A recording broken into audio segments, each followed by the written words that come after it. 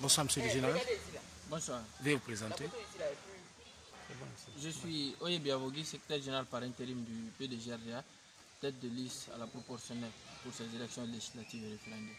Aujourd'hui, c'est le jour du vote. Au niveau de votre parti, quels sont vos constats sur le terrain? Oui, dans la grande majorité, nous attendons le rapport de nos secrétaires fédéraux et des observateurs que nous avons déployés sur le terrain, sur toute l'étendue du territoire national. Présentement, nous rencontrons des difficultés sur le terrain qui ont déjà été signalées même à la CENI. Mais je crois que ça tarde au niveau de l'exécution.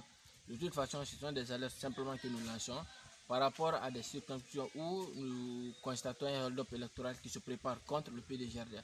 Parce qu'ils savent que 2013, ils ont procédé de la même façon et on a déjà averti qu'on ne se laissera pas faire pour cette fois. Donc le hold-up est en cours pour pouvoir empêcher le PDGRDA effectivement de siéger cette fois à l'Assemblée nationale. Il y a 4 circonscriptions pour le moment où nous avons enregistré ces cas. Je vais commencer par la circonscription de Forêt-Caria, centre, où des gens, je crois sur le ordre du RPG, sont stationnés devant tous les bureaux de vote, soi-disant les rabatteurs, qui sont en train de pressionner, d'influencer le choix des citoyens, leur libre choix de pouvoir voter librement. Donc cela s'est fait au vu et au su de tout le monde à Forêt-Caria, des autorités, des policiers, des autorités qui sont là, qui doivent superviser les opérations de vote. Ils ne disent absolument rien. Donc nous tenons à signaler cela et ce n'est pas normal dans un processus. Et surtout qu'ils sont à 10-15 mètres des bureaux de vote. Cela, en tout cas, nous ne comprenons pas.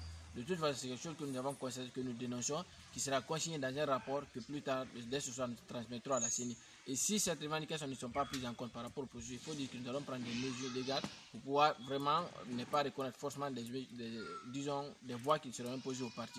Ça, c'est au niveau de Forêt-Caria. À Koundara, c'est le plus pur des cas.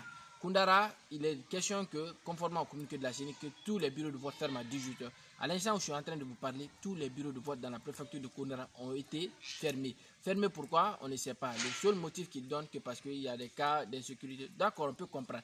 Mais dans ces bureaux de vote, là, ils savent qu'il y a des centres de vote qui sont favorables au PDGRDA. L'armée est venue, on ne sait pas sous les commandes de qui, réquisitionner tous les centres de vote, chercher les délégués, les membres de ces bureaux de vote pour dire allez-y, on s'occupe. On ne comprend pas. Qu'est-ce que l'armée a à voir dans un processus électoral si ce n'est pas la sécurisation?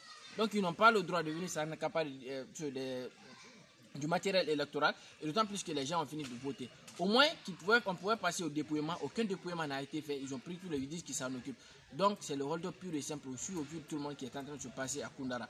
On a essayé de joindre le président de la CEPI. Il dit qu'il a reçu des ordres qui sont venus du haut. Donc, voilà ce qui se passe à Koundara. Et nous avertissons déjà. Tout ce qui va être proclamé contre le PDG, qui ne respecte pas vraiment la voix des militants du PDG, nous nous opposerons et on ne va pas reconnaître ces résultats.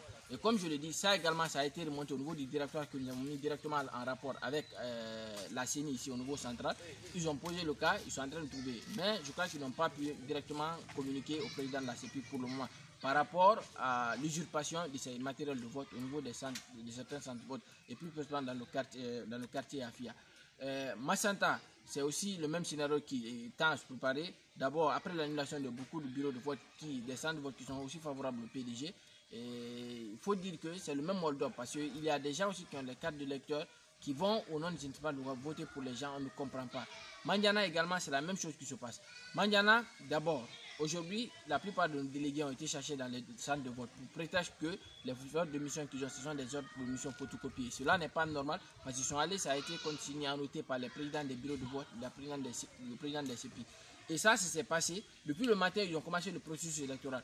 Puisqu'ils savent que c'est l'heure du dépouillement, ils sont en train de chercher nos délégués. Et pourquoi ils le font? Ils ont des groupes de gens arrêtés, stationnés dans les abords de ces bureaux de vote. Dès qu'ils cherchent nos délégués, ils les font remplacer par ces gens-là. Ça, c'est un. Et de deux, vous avez tous les chefs de quartier, tous les chefs de district au niveau de Mandiana qui disposent de beaucoup de cartes d'électeurs qui vont voter à la place des citoyens.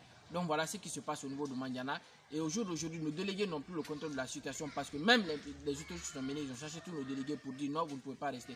Et ça, c'est dans la plupart de nos TF où nous avons une concentration, nous avons un vote massif. Donc cela se fait encore au vu au-dessus de tout le monde. Nous avons également remonté ces informations à la CENI.